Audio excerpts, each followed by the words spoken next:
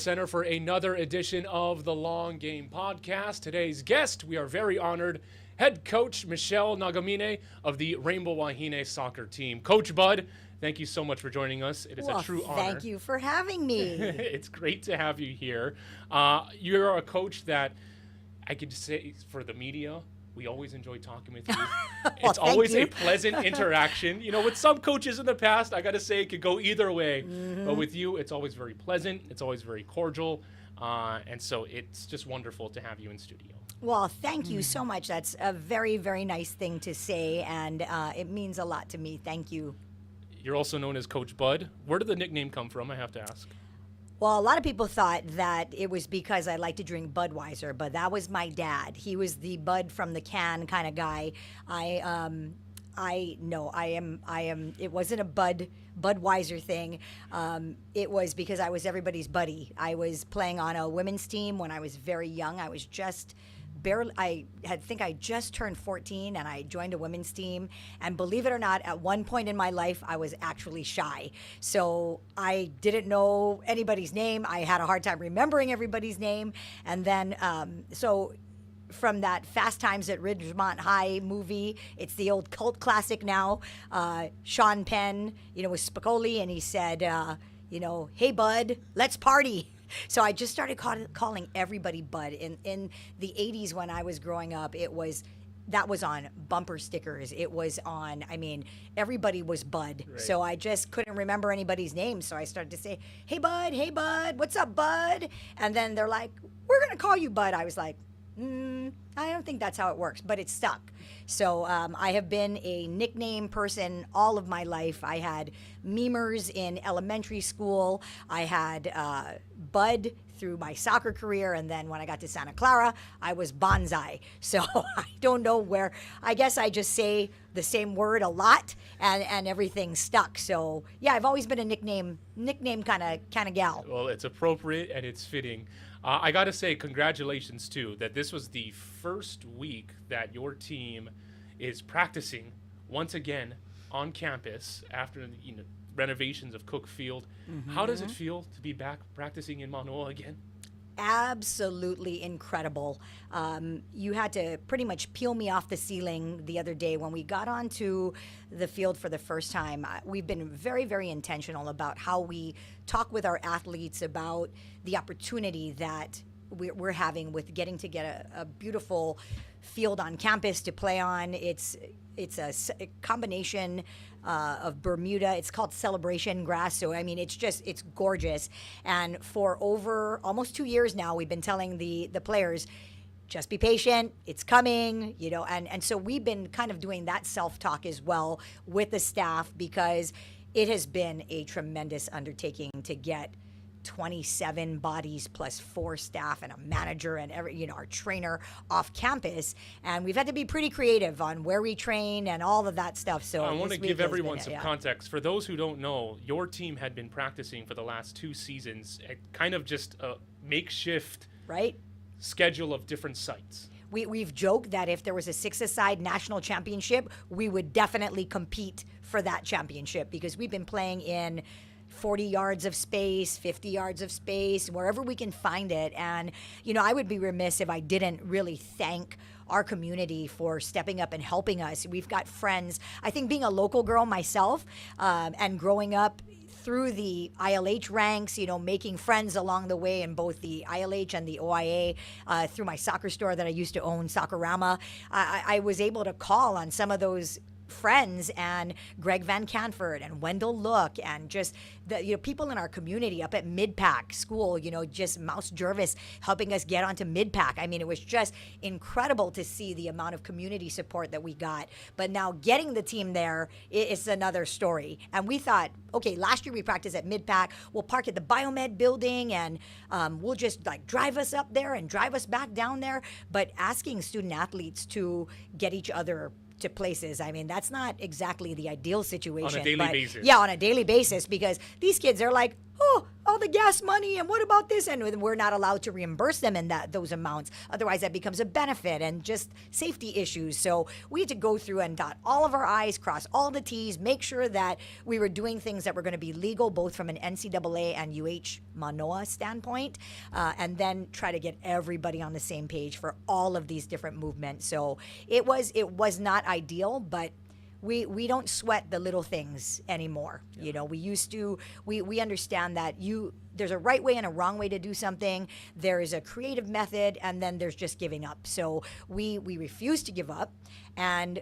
just being creative in how we got the parking situation. You know, Kate in our parking services really helped us to like block out 6 stalls at Biomed last year. And even that in itself, the entities working together from athletics to parking to, you know, what about all those people that have to park in the Biomed building for their job, right? So luckily we trained 6:45 to 8:45, so not a lot of people trying to get in the parking lot at that time, but just everybody had to pitch in, and it doesn't escape us how many moving pieces we had that other people had to deal with. So we just want to mahalo everybody for helping us through that time. So you grew up, you know, local girl. So did you start off playing on the Hawaii AYSO circuit? I did. Yeah. You know, Haisa, I'm dating myself, but there's no shame in my game. So, you know, there wasn't a lot of Haisa going on. Haisa was just getting started. Okay.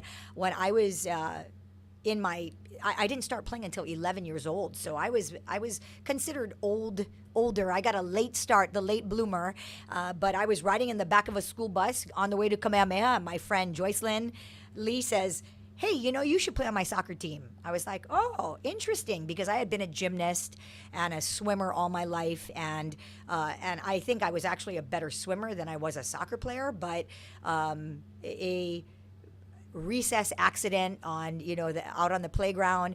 I broke my arm and I wasn't able to swim. And I will give lots of props to the gymnasts out there, because they were talking about teaching us how to do back handsprings and, you know, the balance beam. And I was like, I'm out. So I didn't have that daredevil in me, and started swimming. And then when practices went to 5 o'clock in the morning or 5:30 in the morning at Kamehameha, I lived in Pearl City. My mom's like, ole, not happening. So we had to, you know, I guess luckily for my mom, I broke my arm, so she didn't have to take me at, you know, the butt crack of dawn to Kamehameha from Pearl City. But you know, I watched my brother play. He was a goalkeeper first, and I actually really thought it was interesting that you couldn't use your hands and just the ball mastery that was required. So I found it quite challenging. So when Joycelyn opened the door, I just ran right through it, and AYSO was my start. That was the very beginning. When did you fall in love with the sport then? As soon as I started playing it. As soon as I started playing it, I found it so challenging to just, number one, run that much. And then, you know, that was my young skinny days, so I could run forever, and I was actually pretty quick. So finding the position up top and scoring goals, and that really kind of drew me in. The challenge of beating a goalkeeper and, you know, getting points. And so I never really went the defensive route until college. So I was always an attacker, and scoring goals was fun, and it was challenging, and it just, I fell in love with the game as soon as I started playing it. That's awesome. And that's a great story. So you go to Santa Clara after Kamehameha. How did you find that your game was constantly evolving? Well, I think one of the things that I noticed at first was just the speed of play and how physical everyone was. And at home, if you got hit, people were giving you grief about, oh, why are you so rough? Why are you doing it? Why are you, you know?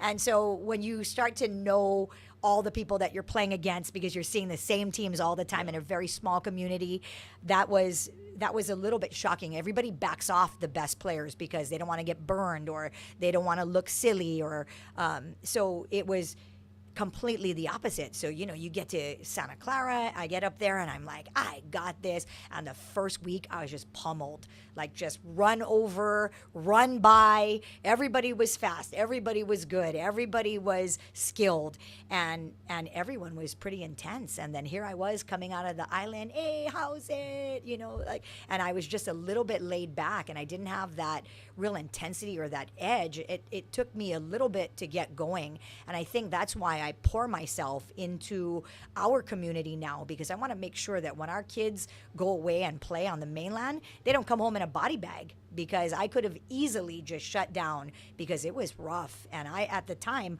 I was the only one up there that there was a couple people who were older than I was who went to Punahou, but they stopped playing after, a year. So it was what was the really playing style in high school? Because, I mean, now you look at ILH girls soccer and it looks intense. Oh, absolutely. And it was intense, but when I was at Kamehameha, the 4 years I was there, Punahou won states every single year. They had the soccer players, they had the kids who were playing, outside league at a high level. They had the athletes, a lot of dual track and soccer players. So Punahou was pretty much untouchable for 4 years that Harry Morales was coaching. And my coach at the time, Renee Martin, it was such a tremendous mentor to me. So going back after graduation and becoming a high school coach and, trying to teach lessons that were going to help versus hinder, I wanted to pay it forward. And, Renee was a fantastic role model. She's still a very good friend of mine.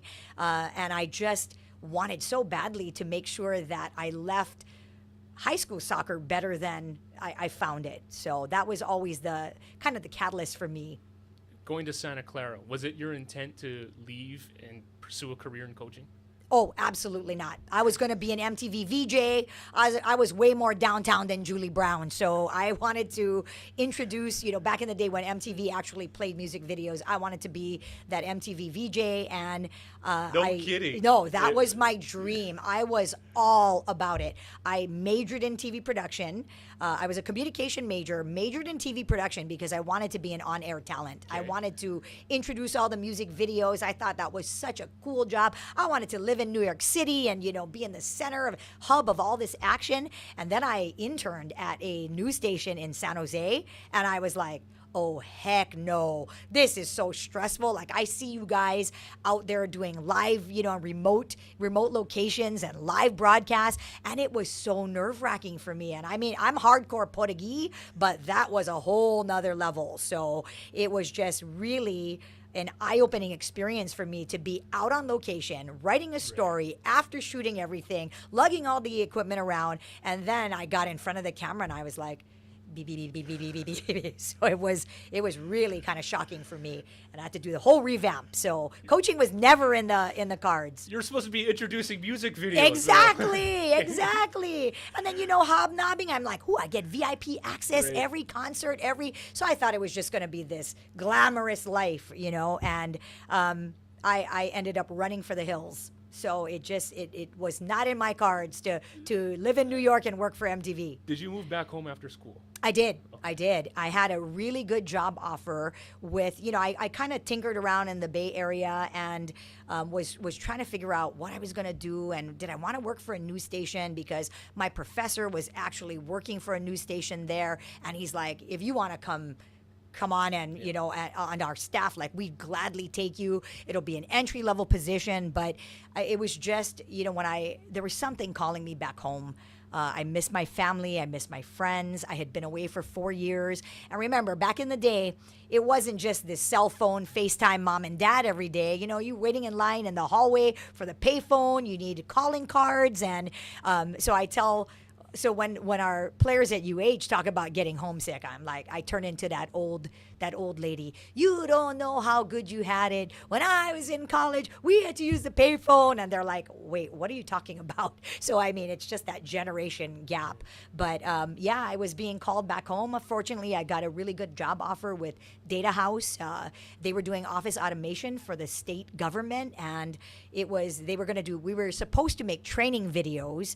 But at the time, multimedia marketing was just such an expensive endeavor. So they brought me in to create these training videos to teach everybody about going from, those big WAN computers into personal computers. And Dana Rita, the CEO of Data House, was a former state worker, and when he started his own business, he kind of knew the system. So he was bidding on all this state office automation, all these different projects. And so it was really, really interesting. But what I was hired to do once again, didn't really line up with what I was Okay. actually doing. So they said, "Hey, sorry, Michelle, but the technology is just so expensive to create these videos. So you know what? We're going to send you out now to these different offices, or we're going to have a training room here where we're going to bring in the managers of all these different state departments, and you're going to teach them how to use a brand new, revolutionary new software. It's called Microsoft Word and Microsoft Excel." And I get all excited. I was pumped up. Yeah!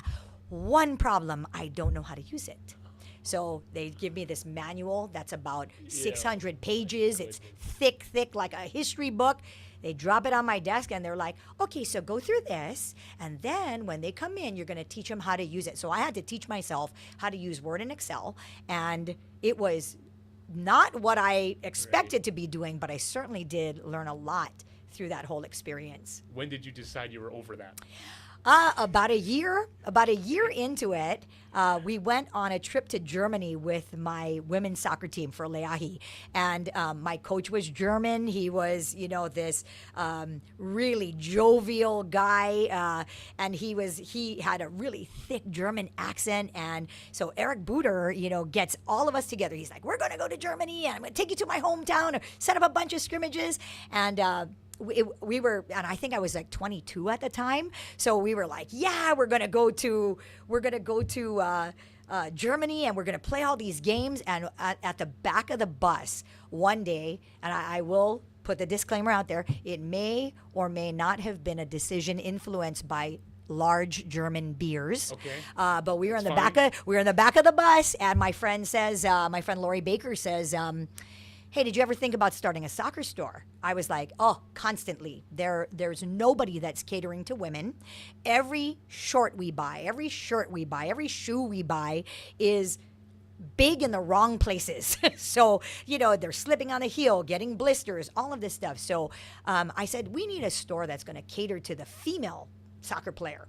And she's like, "Yeah, that's what I was thinking." So we keep drinking the big German beers, and by the time we get from one little town to another little town on a 6-hour bus ride, we had a business plan made up on a paper bag. People talk about doing the business plan on the napkins. Right. We had a paper bag, and we were making all these notes, and in the back of that bus on this German road trip with my best friends, Soccerama was born. And that's how the soccer store came around. And mind you, I was a communication major with a TV production emphasis. Lori Baker was a lawyer. She was an attorney by trade. So you knew how to sell it. Yeah, we had absolutely no business sense. But she was a very practical woman, and I had energy out the yin yang. So we combined those two strengths, and in a year we were breaking even and making a profit the following year. So it was really another tremendous experience. The best German beer ever. Oh yes, big German beers. I still look back fondly on those bus rides. So you're operating the store. You open it up. Where was your location? We were right by Bank of Hawaii on Kona Street. I believe now it's Drift Surf. It was Hollywood Beauty College was upstairs. We took over a space downstairs. We called it Soccerama, and it was just, I did that for a good 7 years with Lori, and it was one of the greatest experiences of my life, because it was really like I didn't have any business background. I could barely balance a checkbook.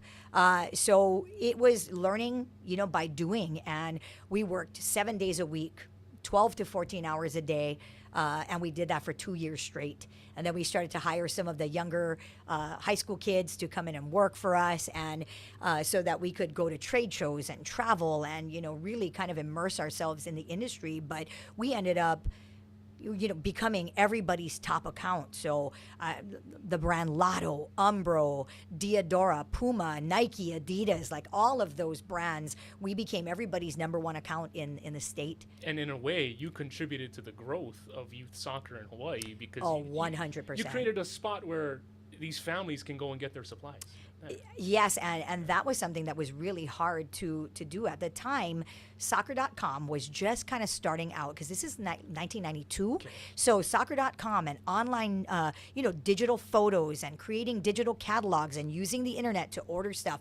That was kind of the very early stages of all of that. So we would go in there and we would say, okay, what are we missing in our community? I think we're missing, number one, customer service.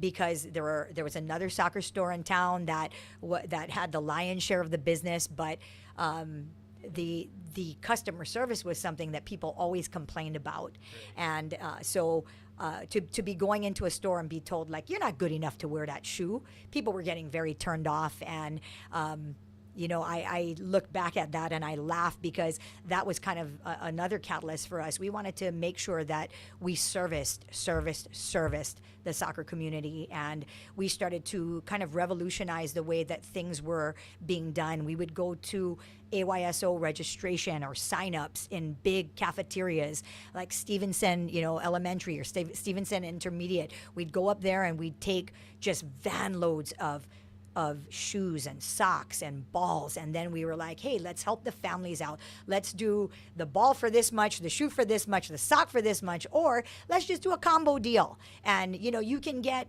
I think we were doing like a ball, a sock, a shoe, and a shin guard for like $35 or something crazy. So $40 for the whole package. And we would write them. Then we took it a step further. We'd say, hey, why are we carrying all this stuff there? Let's just take a size run. We'll size up the kids, pat on a little bit because they're not going to be playing for another couple months. And then we wrote everybody like a little receipt. They would bring it into the store and we would give them their shoes. So getting somebody into the doors was the hardest part of everything. And that still is the case in retail today. So yeah, we just tried to think outside the box a little bit. And lo and behold, the two girls that didn't have any business background ended up, becoming a pretty big deal across the board with many, many national brands. And I would be remiss if I didn't thank Bert Kobayashi. A lot of people don't know that he was our backer. So, when you look at AC Kobayashi and the contracting business that they've built up, Bert Kobayashi was the guy that said, what you need? We're like, we don't really know, we just need some backing because we need to find a storefront. We need to do all of this. So yeah, we met with him and he jumped on board right away. I think because it was so manini in the big scheme of things that he was dealing with. He was like, hey, here are two local coaches who coach in my daughter's club, because Alana Kobayashi was a Leahi Soccer Club player, and he was helping her team all the way through. So we're like, why don't we ask Bert, since he is all about soccer and Alana is a really good goalkeeper. So yeah, that's how Soccerama was born, and Bert Kobayashi was our financial backer, and he believed in us when we didn't believe in ourselves. So that was another good lesson that we learned. When you got the coaching job at Kamehameha, how did you go about building a foundation and kind of building your own style of coaching and getting a program off the ground?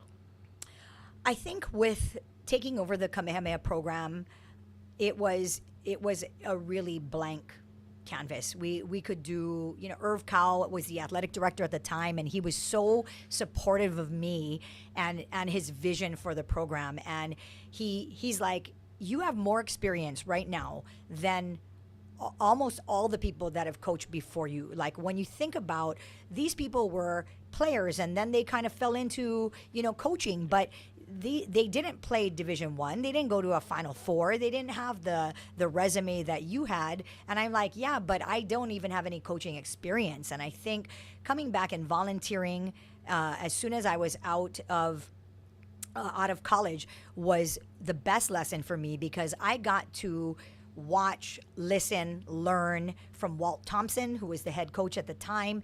And, I really like the way, Coach Thompson ran his program and just kind of built up this really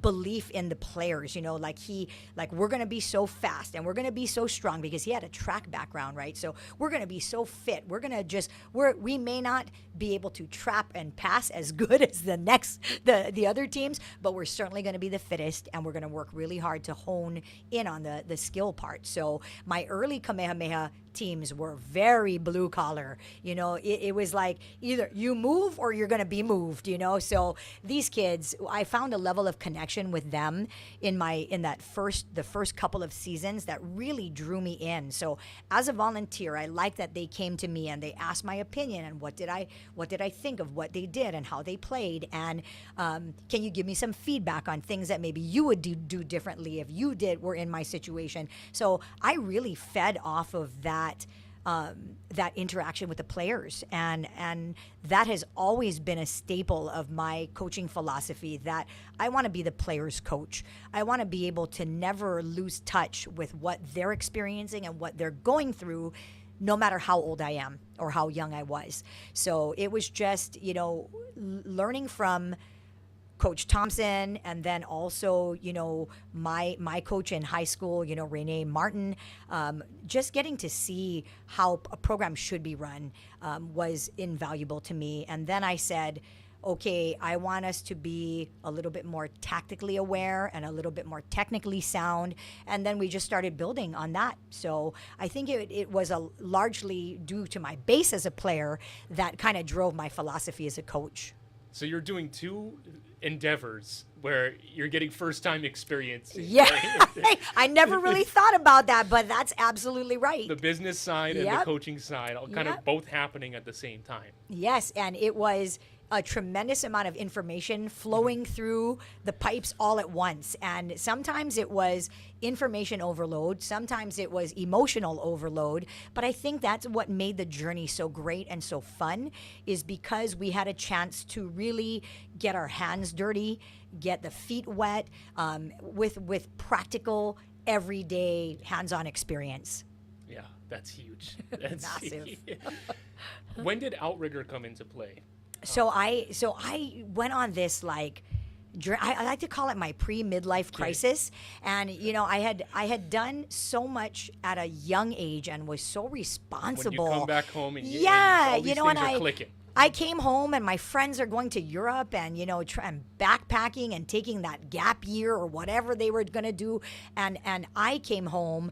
My parents were we were the consummate working, middle class family. My dad worked 3 jobs so that my mom could stay home and raise me and my brother. My sister comes along, she's 7 years younger than me, and my mom starts going back to work. So I've seen this work ethic from my parents, and just, when I came home, I said, okay, let's start pouring ourselves into the community to really, because that's what my parents taught me, when you go someplace, you never show up empty-handed, try to leave things better than you found it. And so I was responsible so early on in my career that, working all that time. I was a store owner at 22 years old. And by the time we opened the doors, I was turning 23, and it was just really just kind of overwhelming. And then I got to about 30 and I was like, I need to do something different, and so that's why I call it my pre-midlife crisis, because I just kind of went off the deep end on just a personal level where I was searching for something and I didn't really know what I was looking for. But I had been on the retail side of things, so I'm like, hey, maybe the wholesale side is going to be cool. So started a marketing group and with my friend Kevin Tanaka, and tried to do, I was trying to be a manufacturer's rep for, a technical running and fitness line in sport. Then Adidas, I was a sub rep with John Akana. So wanted to do something different. I just wanted to do something different, and I just wanted to learn something different. And so I got into this marketing group, and then one of my friends, Paul Shinkawa, is like, hey, what about the surf industry? I have this idea for this company that, like we can, so Paul's father was a jeweler by trade, and so they had a company that he did sculptors, and he was just this really amazing artistic brain. And so, Grandpa Shinkawa, started to create all these sterling silver jewelry, and then we got into the surf side of things, where we were creating jewelry for Billabong and, Vans and, all these. It was so fascinating. And, that Love Letters brand was like, okay, you can buy like a plumeria sterling silver necklace, but you flip it around in the little box that it came in, and you could address it, pop it in the mail, and send some aloha to somebody. So it was just an incredible idea, but it never really got off the ground because I think just the resources that we had. It was a small family operation, but we were selling to some pretty big stores, and I think the operation of just one or two people trying to do this massive undertaking was really hard. But through that, I call it my MBA of life, because I didn't go get an MBA, but I actually worked that business with Paul Shinkawa and John Akana. I did that for about, I want to say, a little over 2 years, and ran up a massive amount of debt because I didn't want to rely on anybody. I didn't want to ask my parents for money. They worked hard enough as it was to help get me through school and all of that stuff. 30s. And I was trying to figure out what I was going to do next. I racked up $103,000 in debt. And I can remember moving stuff like, whoa, there's a no transaction fee, 0% interest for 1 year, move everything off. So I was living on credit cards. I was like just trying to absorb as much information as I could. It's not something that I recommend kids doing now, but it's what I needed to do to find myself. And I came out of that experience with, I have now been a serial entrepreneur. I started a soccer store. I started a marketing group. I worked with, Paul Shinkawa and Love Letters and all of this. And, it was just such an incredible amount of knowledge that I got to gain. And by doing, I didn't read a textbook the entire time. I didn't read business books the entire time because I was living it every day, So when you talk about sales plans and marketing plans, it just kind of, it was so much fun, but I needed to make some money. So I said in 2000, I'm like, okay, remember 1999, we're like, are we going to be here, tomorrow on January 1st? Are the computers going to take over and just everything crashes? So, I can remember being down at Big Island Steakhouse, 1999, right? Getting into the year 2000. And I'm like, you know what? After 2000, I'm like, 2001 is going to be the year of making money. And I put these signs all over my little tiny, I was living in the downstairs of a house, and I put it on every wall that was in the house. 2001, the year of making money. And then lo and behold, David Carey calls me out of the blue one day, and he goes, hey, bud, what are you doing these days anyway? I was like, Dave, I'm doing all of this. And he's like, well, you know what? We have a position that is coming up, and I want to throw your name in the hat. And I said, well, what is it? And he said, well, it's going to be like, I don't know, like a sports sales manager, a sports sales director. We don't really have the title down yet, but basically you're going to try to get as many teams as you can to come and stay at Outrigger hotels. And he's like, we got 60 properties throughout Hawaii and the South Pacific, blah, blah. I was like, we know how big Outrigger is because Kathy Carey is one of my best friends. And so when David called, he was CEO and president at the time, and he says, let's throw your name in the hat. He's like, I can't hire you. I'm not in the process, like in that way, but I'd like to just throw your name into the hat. So send me a resume. I was like, it doesn't sound very exciting, but I did the to David, and I said, okay, yeah, sure, I'll send you a resume. And inside I'm going, I don't even have a resume. Like what would I even put on it, too right? busy. You got a lot of things going I was like, on. what am I going to even put on this resume? So I him, and then a few weeks later he calls me. He's like, still waiting on that, and you know what, they're moving fast, like they want to interview people, so they're advertising the position. So I make something up, and they call me and they're like, hey, we want to talk to you. Like, like you're going to interview with Bitsy Kelly, David's sister-in-law, and then also our group sales manager, Dee Dee Wood. So I was like, okay. And I didn't know like what I needed to prepare, because if you think about it, I had only gone through one interview this entire time, because that was coming out of college with Data House. And you know what? And that was many years ago. So I go in for the interview and they share the vision with me of what they want to do.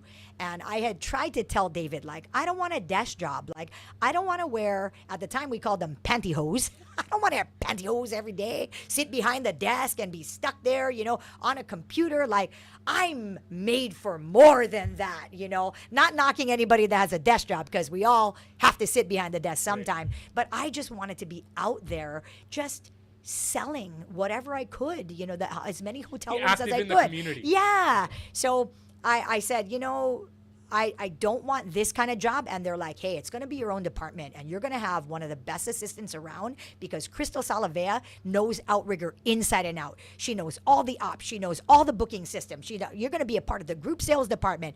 It was the time of my life, working with, and these became some of my best friends to this day. And I just have so much aloha for that whole experience, because when I interviewed with them, they said, okay, here's how much the job, they're like, we want to hire you. So they call me back, we want to hire you. Here's how much the job pays. I was like, I'm already there. Like, I'm kind of in that ballpark already. And I just do whatever I want every single day. Work out of the house, shorts and t-shirts, all this stuff. And they were like, well, this is going to be a starting point. So let's start talking about like the bonus structure. I was like, oh, bonuses. Okay. Now you're speaking my language. So they said, we're going to start here and we're going to set your goal for $1 million. I was like, that sounds like a lot, when it's a brand new department. And so this is January of 2001. I started at Outrigger and I hit the ground running. We are selling rooms left and right. We are booking. I'm calling everybody like, oh, I'm using coach talk, like, hey, I'm a coach too. This is what this is what I think. When you travel, we're going to give you a cooler to use. We're going to fill it with ice. We're going to get Costco. We're going to go pick up cases of water, and we're going to have them ready for you when you check in. Then we're going to have a team uniform laundry facility that if you stay with us, you use that for free. It's all taken care of. Oh, yeah. So we had tents. We had lawn chairs. We had all of this stuff just because of my coaching brain and what I looked for when I was traveling. So we revolutionized the way that teams traveled to Hawaii. The service above and beyond. We created study hall areas with cubicles, printer, computer terminals, so that these kids could go up and do some studying. So, it was back in 2001, and then we started going gangbusters, and then a massive event happens on September 11th with 9/11, and all travel comes to a grinding halt. And we don't know what to do. We don't know what this is about. It's a terrorist attack. So many people have died. So many, it was such a somber time, right, for everybody. And then if you're in the hotel industry or the travel industry, it became desperation and desperate measures, and just to try to keep afloat during the whole time where the world was trying to figure out how to keep everyone safe when they traveled.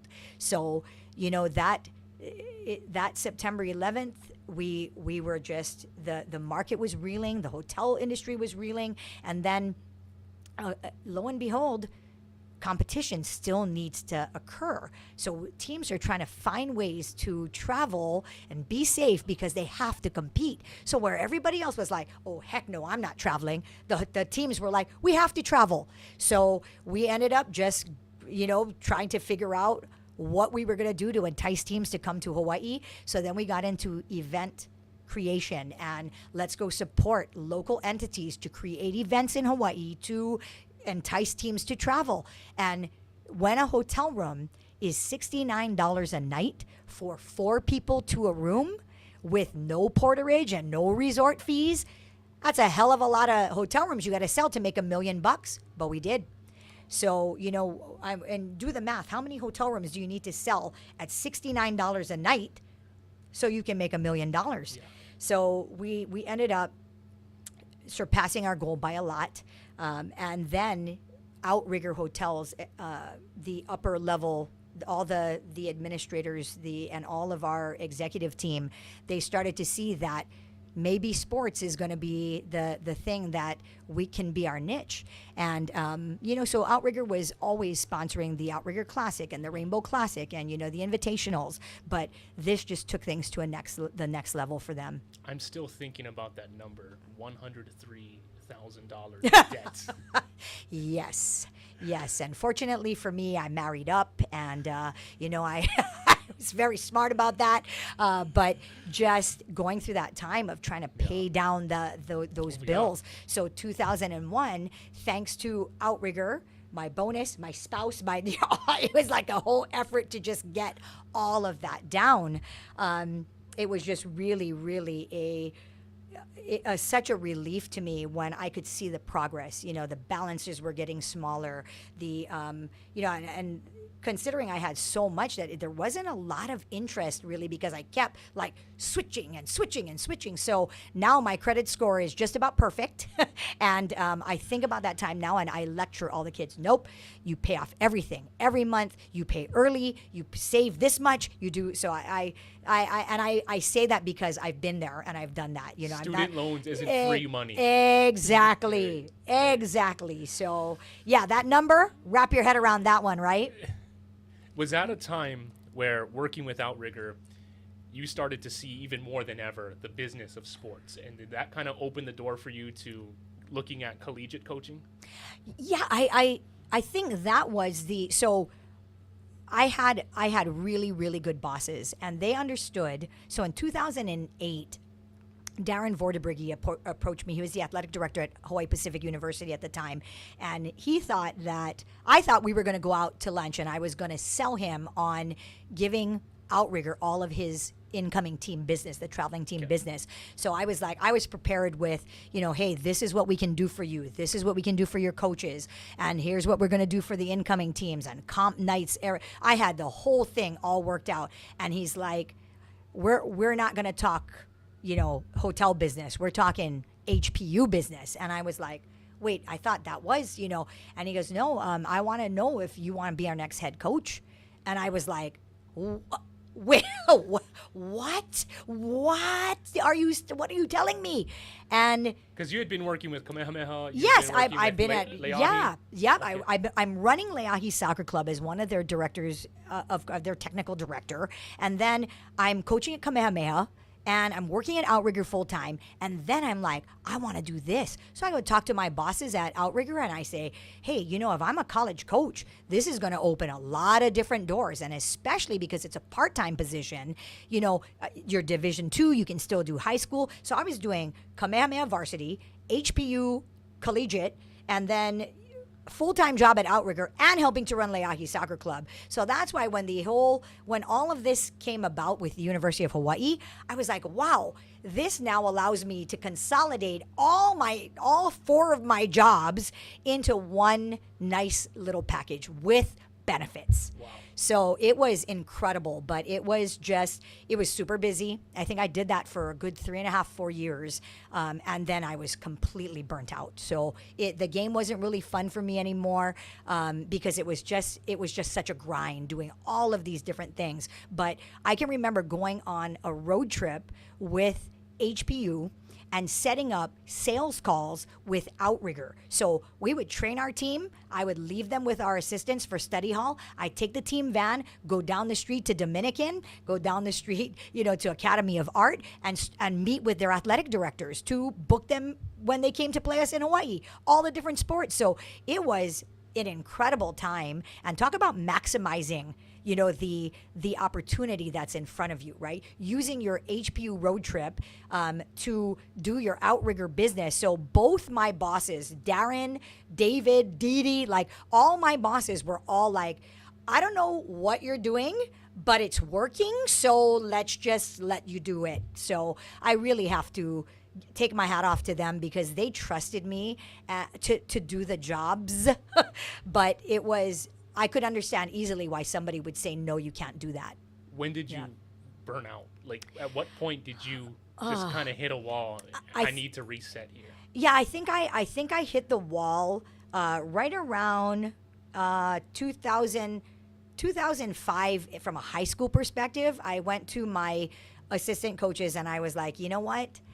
I think I'm going to have to resign because we haven't won anything since, 1996. And we're getting into I just feel like maybe they need a different voice. I had been with the program since 1992, won state championships with the 1995, 1996 teams. And then there was a bit of a dry spell. And in 2005, I was seriously thinking about stepping down because I had my job at Outrigger and I was helping with Leahi. Kamehameha was really fun for me. I really enjoyed the players and my staff, but we just couldn't get over that hump.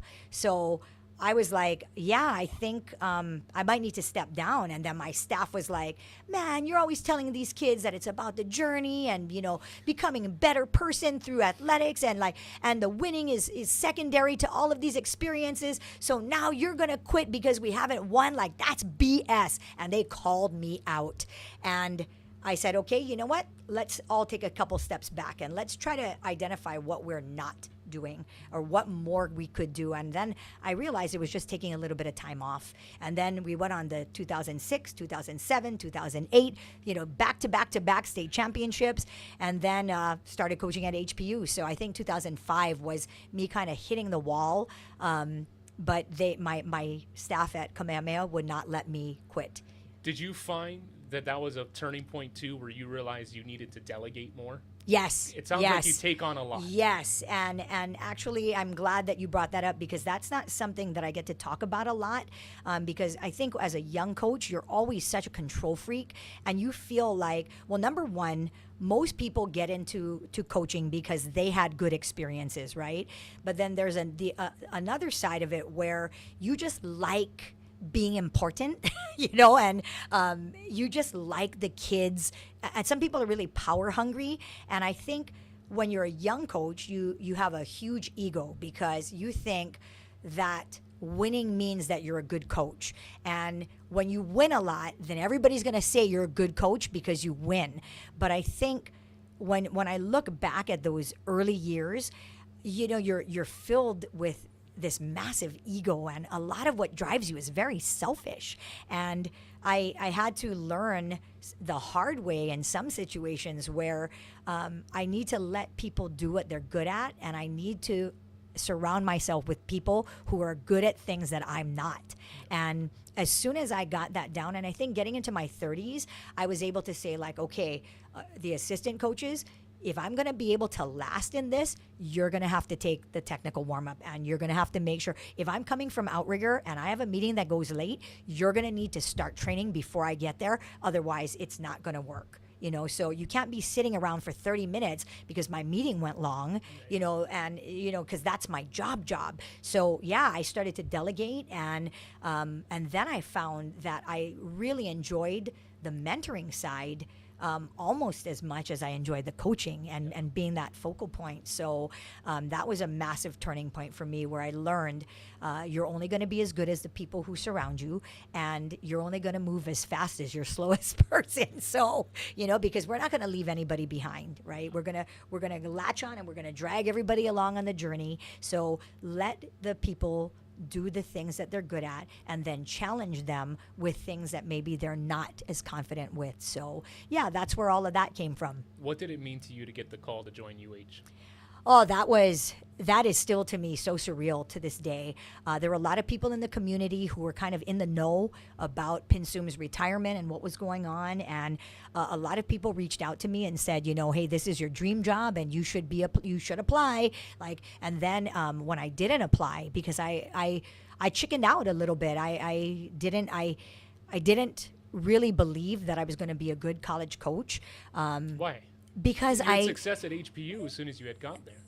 I think because it was a part-time gig in my head, I kind of told myself, this is part-time. This isn't a full-time gig.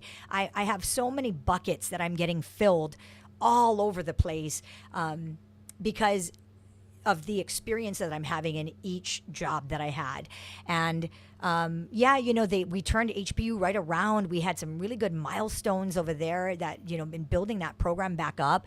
But it just, I never wanted to be measured by my win-loss record, and I didn't want the game to be about winning. And I thought that's what was going to happen when it was a full-time job at the Division I level. And so I didn't apply. I really chickened out. I didn't believe in myself, because I just thought, like, to take that step to get into that Division I realm, I felt like there was no going back. And if I failed, then what would I do outside? How would I handle myself with all of the people in the soccer community that, were like, wow, she went to HBU and she had some success, and then she went to UH and then she ate it, and the world is filled with haters, and the world is filled with people who want to hide behind a screen and type whatever they want. And I think I was afraid of those people initially. And I didn't want people talking smack about me, or I don't want anybody to have anything on me, so to speak. So I shied away from it, and shame on me. So, yeah, when the opportunity presented itself, I ran away from it. I didn't embrace it. I went against everything that I had told every other player that I had coached in my life. And my best friend, Missy Moore, she called me on it. She said, "You're a big fat hypocrite. You're not even applying because you don't want to fail and you don't want to be judged by your win-loss record and all of this." So, and she actually told me that after I was offered the job. And Jim Donovan told me, like, don't at the offer. School call you and be like, "What are you doing?" Yeah. They had, I don't know what exactly happened on in the administrative at the administrative level, but there were people in the community who had really good ties into the athletic department, and they reached out and they told me, like, you need to apply because like, this is your dream job. And I was like, I already have my dream job. My dream job is pretty good. And but listening to them and saying, like, here's an opportunity. They've only had one other coach for 17 years. Like, this is a blank slate again. So I applied on the very last day. Again, had to go make up a resume, right? Because I had to make it soccer specific now. So I applied. I got the interview, and then when Jim Donovan called me, he's like, "Don't say no. Like, just hear me out. Don't say no tonight. You got to think about this." And so I said, "Well, Jim, thanks for the offer, but I really do need to know, like, what is the pay range? Like, what is this? Is this something that I can do?" And because I'm going to have to give up HBU, I'm going to have to give up high school coaching. I'm going to have to give up, I have to really refine the way that we run Leahi and all of this. And so he told me how much it paid, and I said, I laughed. I actually laughed at him. I couldn't laugh in his face because we were on the phone, but I actually laughed and I said, "Jim, there's no way. Like, right now, that number, that's $54,000 less than I'm making right now." And he was like, "I told you not to say no today. I told you not to." So I call my financial advisor, Shane Shimatsu, after Missy tells me I'm a big fat hypocrite. And I'm like, "Shane, is this possible for me, to do? You're my financial advisor. Like, can you run the numbers for me?" So he calls me the next day and he goes, "Hey, all you need to do is get extended once." I was like, "What?" He goes, "They're going to give you a 3-year contract. You're going to get state benefits, 5 years to get vested. All you need to do is hit 5 years, and you're actually going to come out ahead. Never mind the $54,000 right now, but in state benefits, this is going to be really good for you, Michele." So I was like, okay. Shane's like one of the smartest guys I know. So I'm like, okay, I'm going to listen. And, Missy was the one that sat me down and said, "This opportunity is not, Pinsum was there for 17 years. Yeah. When do you think this is going to happen again?" And so she's like, "You tell the kids, dare to be fabulous. Step out of your comfort zone. Get comfortable with being uncomfortable. And here you are. You don't want to be judged by your win-loss record, and the game's not going to be fun." She's like, "You're a big fat hypocrite." And I was like, whoa, man, talk about a slap in the face. And she just laid it out for me like that. And then I realized I was being a chicken. And so I told Jim, Jim actually put it in a really good way. He said, "Do you remember how we met?" I said, "Yes." I remember like it was yesterday. We were on the craps table at, Main Street, and you were with Amy Hanaiali'i standing across. It was a sponsor strip for Outrigger, and I was there representing Outrigger. He said, "That's right. We met on the craps table. You were gambling. That's how we met. We were gambling. Now the question is, are you ready to gamble on yourself?" And I was like, ooh, straight to the heart. So Jim was the one that sold me on that vision of being able. He said, because I asked him, "Jim, surely you have people in your finalist group that have more experience than zero." You're trying to deflect. Oh, I was deflecting. I was trying to talk him out of hiring me. And he said, "Michele, it's not about the experience level. You lit that room on fire with your passion for this place, your passion for our community, your passion for the game of soccer. And that trumps any years of experience, because you get us. You know what you're dealing with. You know what a daunting task this is going to be." So, it was, I really do. I'm so grateful to Jim for kind of talking me off the ledge. I'm grateful to Missy, and to Shane for figuring out that this is something that I could actually do and believing in me, So, yeah, that was incredible. It's your dream job. Was there a moment when you came in that the reality differed from expectations? And you're having the building blocks of a collegiate program? Absolutely, because everybody knows that the state's broke, right? We're broke. California's broke. All the states are broke. It's hard to, when you're a state institution, there's so much red tape, and then you add in the unique challenges that we have as coaches and as players on a team to travel to our nearest competition. And I always it amazes me at what these student athletes do every single day. So at first it was like, woohoo, I got the only Division I coaching job in the state. Then it was like, I got the only Division I coaching job in the state. It got to be so exhausting, because you had to be just about perfect just to be competitive. And with me not having any Division I experience, it really did. We turned the program around right away, and the influx of just that passion and that energy and that just never say die mentality. Those early teams that I had at UH, those were the ones that they were just the competitors, and they found a way to get the job done. We got right back into the WAC tournament after an absence for quite a while. Got back into so it was, let's get back to the WAC. And then I remember that first season getting into the WAC tournament, and then so we went from pretty much the bottom of the WAC to into third place, and so we turned the program around right away. But now all of those things like strength and conditioning and fitness and how we recover, all of those things. Diet, hydration. I had a little idea, but not enough to be really, really successful with what we were being asked to do from a competitive standpoint.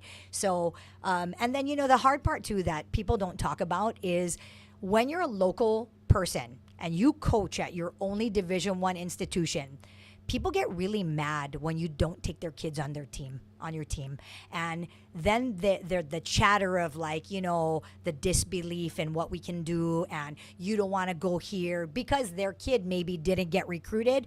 I think it's a bunch of crap, but there are people like that who are small-minded and out there. So it was rough, going through the middle time. We weren't getting the results that that people felt that we should be getting. There was a lot of haters. Our culture was very poor because we had a lot of very selfish players, selfish people, within the program. They only cared about their stats. They only cared about themselves. And if the team wasn't doing well, it was okay because I'm doing good. And, so it just got to this point where I was this little ball of stress. And in 2017, we're like, you know what? We're going for it. And we went 7-1-1 to start that season, and then crashed and burned because we ran the kids into the ground. Limited substitutions, not recovering the right way, and not taking strength and conditioning seriously. So Carl Clapp, who was my sports supervisor at the time, he's like, man, you are wound up so tight. We need to hit the decompress button. The players weren't happy. They want a change, So there was about 3 or 4 kids that went to the administration, went to, the chancellor. They were sending these kids' parents were sending emails. My daughter should be playing more. When the president of the school doesn't really they care about the students, but they don't care about the coach giving playing time to their daughter, So, because that's a level that's so low. Were you stunned to have to deal with that at the D1 level? Actually, I was. Hearing about playing time with your student athletes seems like something that you deal with in intermediate, elementary school, maybe high school. Yeah, and Mark, the interesting thing is this is the dirty side of athletics, right? That people don't talk about, but I think it's important to get that out there because parents need to be educated. I had a player leave the program, and when they had the exit interview, they kind of pushed him a little bit, like, hey, are you sure everything's okay? They're meeting with administration. And she actually says, I didn't feel appreciated. So the administrator comes to me and goes, hey, bud, what is this about? She used the word appreciated. I said, you know what? That's a great word because I didn't appreciate that she never passed a fitness test. I didn't appreciate that every waking moment she had, she spent trying to talk to her boyfriend and not bonding with the team. And I certainly didn't appreciate the lack of effort in training sessions. So yeah, I guess she's right. I didn't appreciate her. And so the administrator's laughing, and there's always 2 sides to every story, right? But we're there every day. We see them performing or not performing or whatever it is. And then we have to worry about 27 people where you're worried about your kid. So, parents, wise up. I mean, if you want your children to be successful, they need to learn how to fail. They need to learn how to pull up their big girl or big boy pants when stuff gets really, really hard because we've created this environment where we want to bubble wrap all of our kids. And, we always joke about the school of, did you get lickings when you were little? Because lickings only happen once. Because after the lickings, you never did that again. So, we joke about the timeout generation, Gen Z versus Gen X and all the...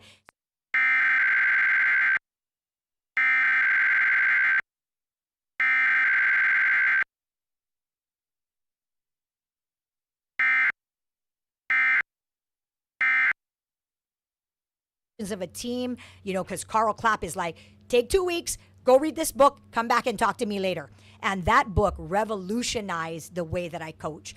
Everything, the pyramid was at the very base of that pyramid of the 5 dysfunctions, it was trust. And that's what we didn't have. Our players didn't have trust for the coaching staff, and we had to seriously change the way that we recruited.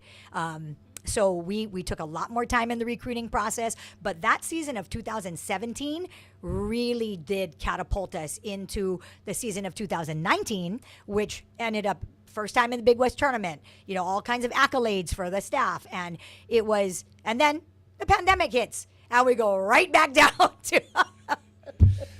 But everyone was in a tough spot with that one. Right. How do you handle tough conversations with your staff and with your players? I read that book, Fierce Conversations, and I began to understand from some of the teams that a lot of the lack of culture was 100% my fault. I didn't focus on the right things. I didn't focus on building trust. I didn't focus on bringing in like-minded people. We were trying to look at stats and who scores the most goals and all of this, and not ignoring the person side, but maybe just kind of giving somebody a little bit of a break because they're a good player and we were just going to make it work in the system. But the culture wasn't strong enough. So we said the buck stops here. We have to have accountability as a staff, and the fierce conversations can be had when they're authentic and when there's trust. So what we started to do was just focus on building trust. We came out of the the pandemic. We hadn't played for 655 days, and we really did this deep dive. We started to do a feedback Friday, and every other week we were trying to give kids feedback either via text, face-to-face meetings, Zoom calls, all of this stuff. So technology started to come into play a bit, and we found that instead of feeding back, let's feed forward. So okay, Mark, you're a player on the team. How did you like training today? And what was missing from this session? And the kids are like, oh, I don't want to say I want to be disrespectful. No. We're asking you because we want to have an authentic conversation. Well, I thought that you put this restriction on us, but what that did was blah, blah, blah. So now the players start to have some ownership. And the one thing that people have to understand is that time is our most precious commodity. Elon Musk, richest man in the world, wants another hour when his time is up. $1 billion doesn't get him that hour. So when we invest in people, it means something. When we take time to talk or share a meal or grab a coffee or have a face-to-face conversation, a handwritten note, all of these things take time. Building trust takes time. So we just had to go through this you can't have the fierce conversation if you're not authentic in your actions. And I think the team started to see like, wow, the coaches care so much because they spend so much time trying to make us better. And that just had the most amazing effect on both the staff and the team. It has to feel like a sense of pressure is gone because it's, okay, there's nothing to hide here. And this is going to start from the recruiting pitch, I can imagine. Like, we're going to build this relationship on authenticity and being genuine and say what you need to say and say it now because I'm giving you the chance. Yes, and being vulnerable is a skill. As leaders, we are not perfect. We are not invincible. We can't do it all by ourselves. And, when we can show our team a little bit of vulnerability, it goes so far. And I think during that time when we were trying to rebuild our culture, we understood that sometimes as coaches, we're going to have to be like, hey, we missed the mark a little bit on this day. So what can we do to make it better? And making sure that everybody understands their role and that they're not stuck in it. This is your role now, but how are we going to grow together? So we did staff development plans. We did player development plans. We really did lay ourselves bare, and it wasn't for everybody. We had some people leaving the program, going on to, people leaving, so staff changes, all of this stuff.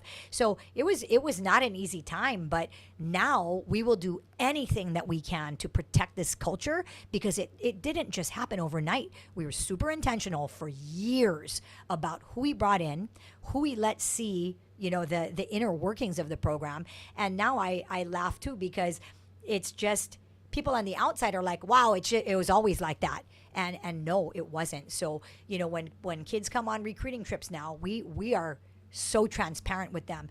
We tell them there are 20 places right now that I could name that would be easier for you. But this is hard.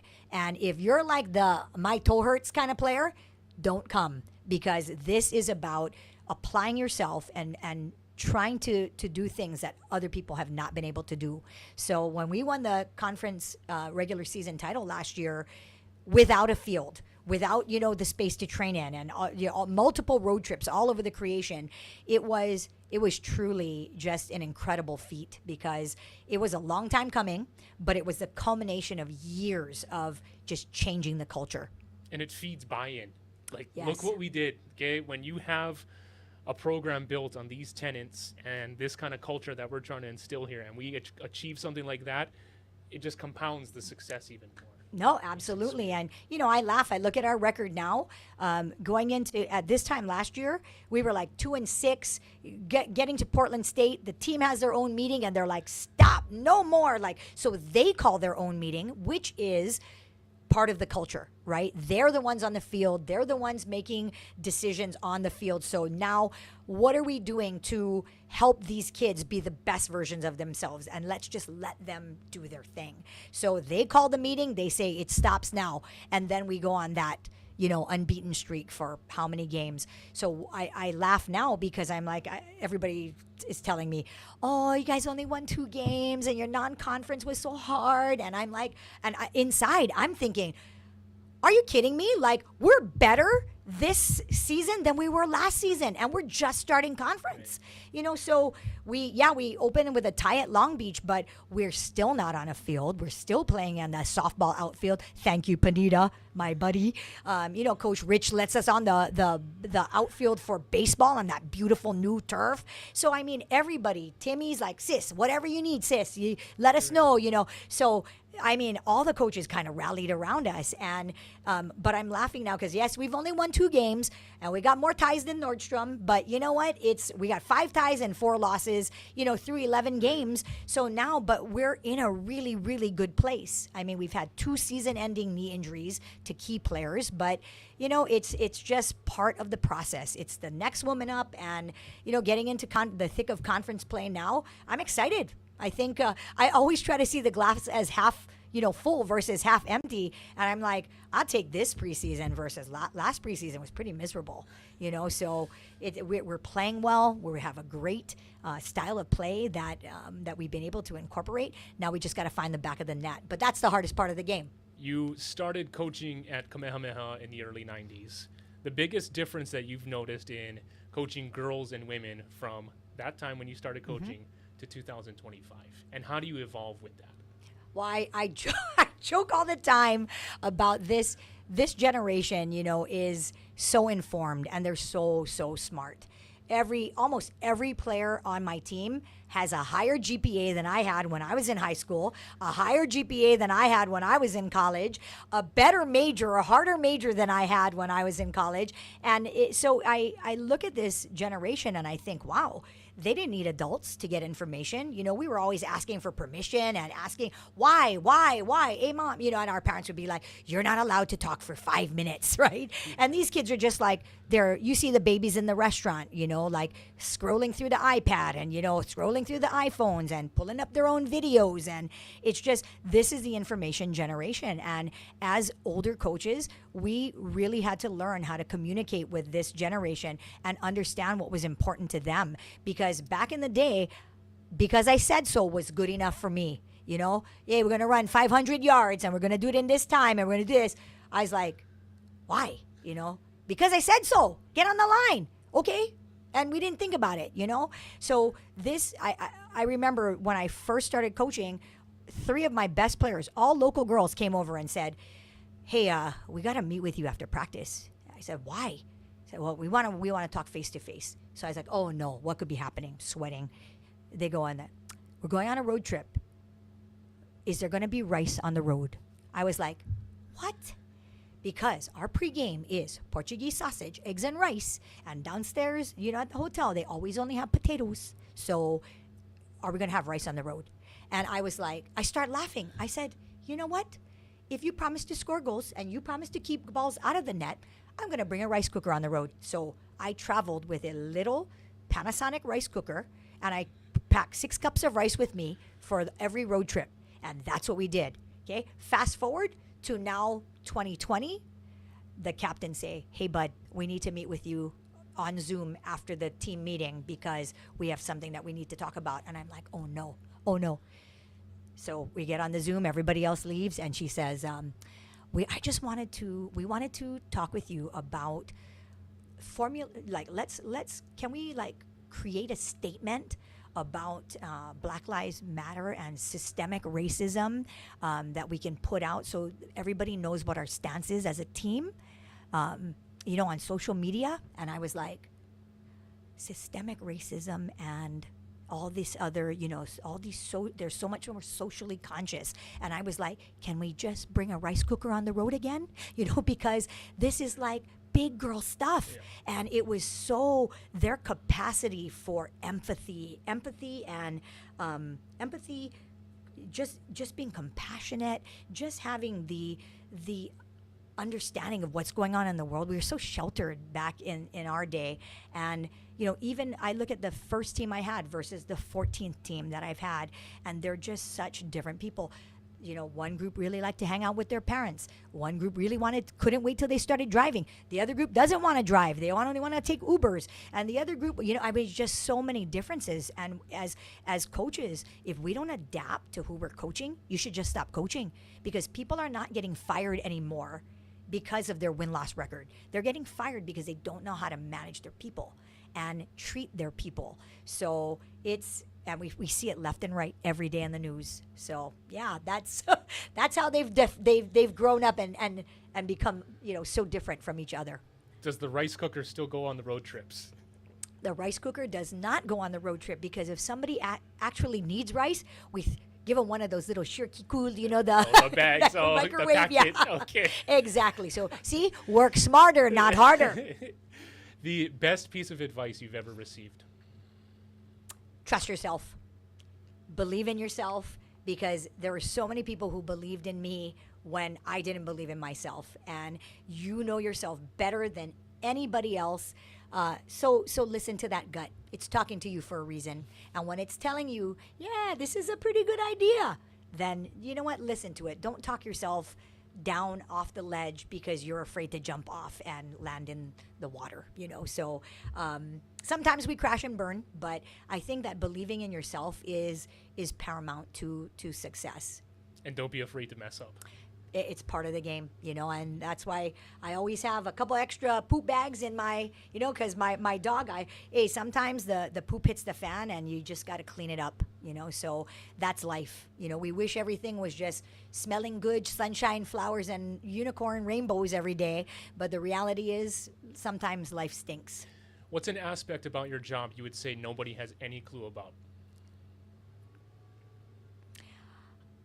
I think people don't understand how much goes into just the coaching. You're trying to be a mentor, you're trying to be a role model, you're trying to be a coach, you're trying to be a mom, you're trying to be a banker, because there are so many things that are just so stressful for our student athletes. And a lot of people think all we do is go to work, run a session, and then we cruise for the rest of the day, and I'm like, man, I work harder now than I ever have, but it's because I love what I do, and it's because it needs to be done, so you're not just going to get a field off campus to train on because you need one. You got to go find it. Field space is so hard to come by, especially on an island, and that is not our administrators' forte. They're looking at the budget. They're looking at all these things. So I try to be proactive in everything that I do. And I don't think people understand that that's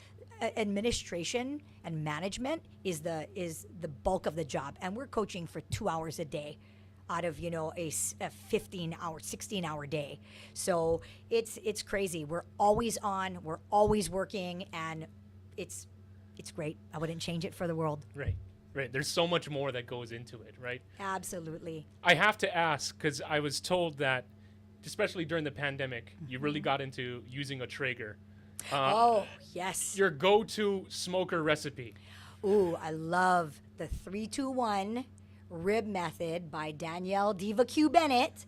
It's phenomenal. So we get the Are we using beef ribs? We're using I love the baby. Bone kind? I like the baby back. Okay. So I like the baby back, and it's what my family loves. So yeah, I like to get I season them all up. I put them on the grill at about 225 for 3 hours, and then I pull them off, and then I take some sheets of foil and I put brown sugar, drizzle a little honey in there, then I wrap them, I put them back on the grill for another 2 hours, and then I take them off the grill, and then I baste the sauce on, and that's the last hour at a higher heat.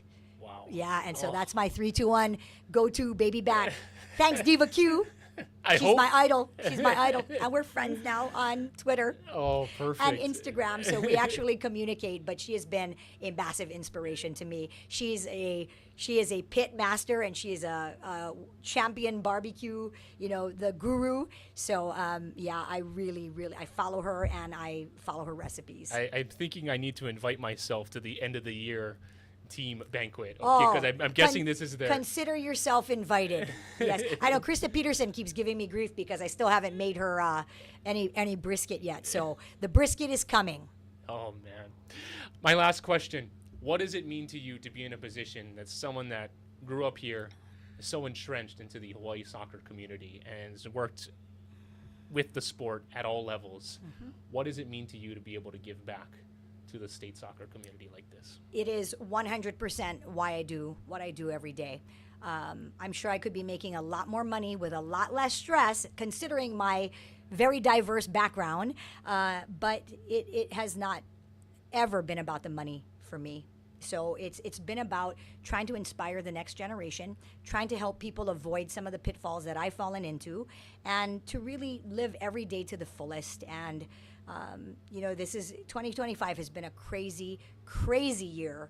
A lot of just horrendous things happening in our community, and I think the more good that we can put in, the better everybody is. So yeah, I think that's the part of all of this that I love the most, getting to work with young people who keep you young in your mind and in your heart, and making sure that we try to leave everything that we touch better than we found it.